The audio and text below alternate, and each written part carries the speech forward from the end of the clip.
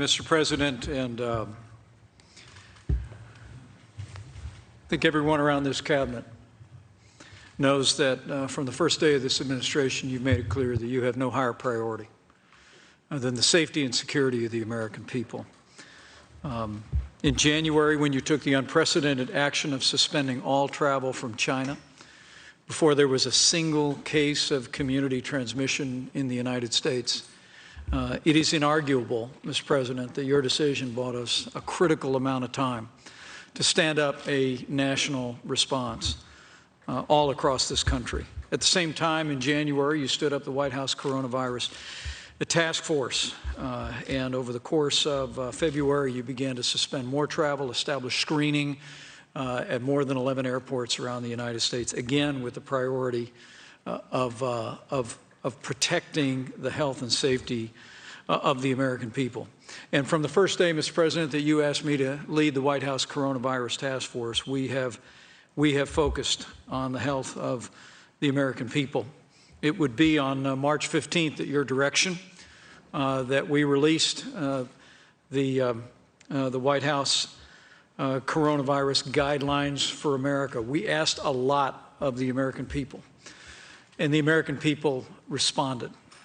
15 days would become 45 days, and in that time, it was our objective, Mr. President, as you made clear, to save lives, to slow the spread, to flatten the curve. And because of what the American people did, because of the direction that you gave, and all of the dedicated members at HHS and FEMA and all of those around this table who served on the task force, because of the partnership that you forged with every governor of both political parties across the country, we've made great progress. That being said, Mr. President, I know that you believe, as we all do, that one life lost is too many.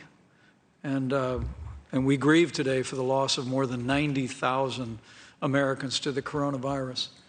But at a time like this, the first cabinet meeting that we have had since the advent of this epidemic, it's important to remember that when we asked the American people to make all of those sacrifices, the estimates before you were that if we did nothing, we could lose between 1 million and 2.2 million American lives.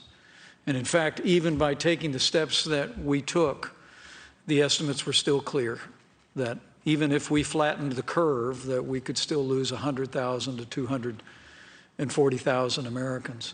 And so while we grieve the loss of those more than 90,000 Americans and their families are on our hearts today, we recognize the progress that we have made.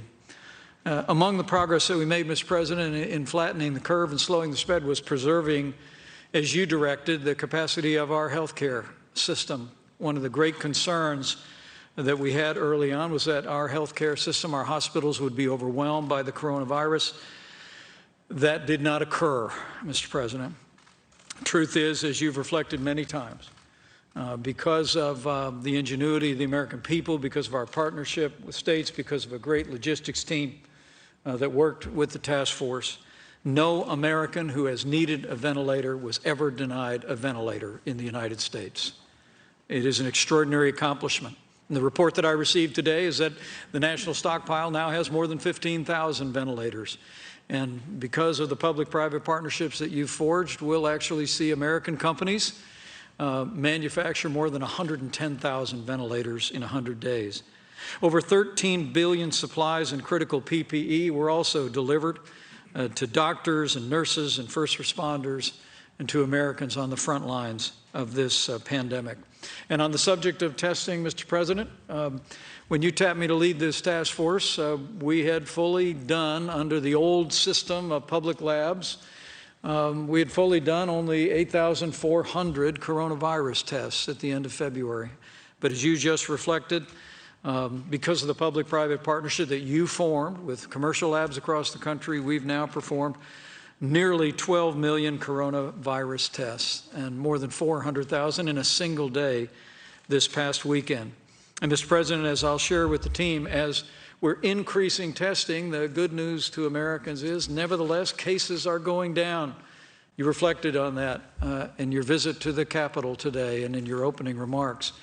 And in that, I hope, despite the heartbreak and the hardship that we have all endured, I hope the American people can sense that they've made progress, that as we continue to scale testing all across the country, our team with Admiral Giroir at the helm and FEMA at the helm estimates that we'll be able to conduct maybe 40 to 50 million tests a month by this September. But even as testing is expanding across the country, we're seeing cases coming down, and that's a tribute to the American people. But it's not just been the health of the American people that's been challenged, Mr. President. As you rightly observed, businesses large and small who have had to shutter their operations. We heard from restaurant owners earlier this week.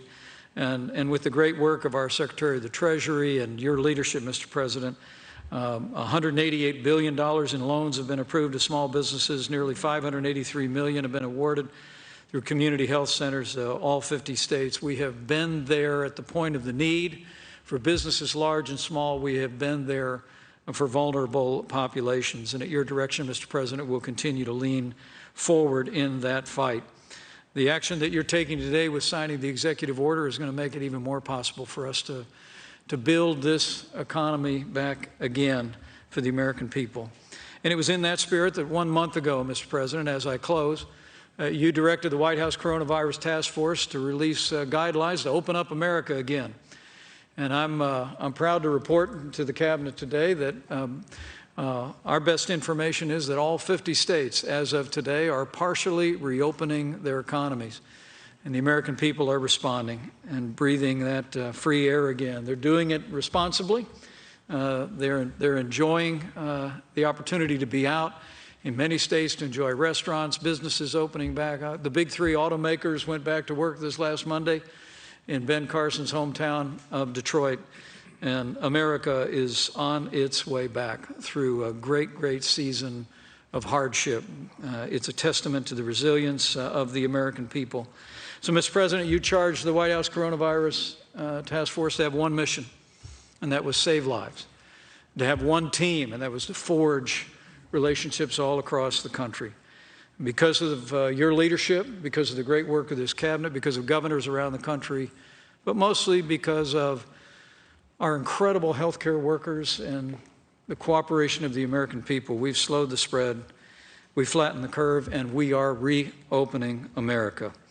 And Mr. President, I'm proud to report to you that we're on our way. And I promise you this entire team is going to continue to work with governors around the country at your direction until we bring the American economy all the way back, as you often say, bigger and better than ever before. So thank you, Mr. President. Thank you very much, Mike.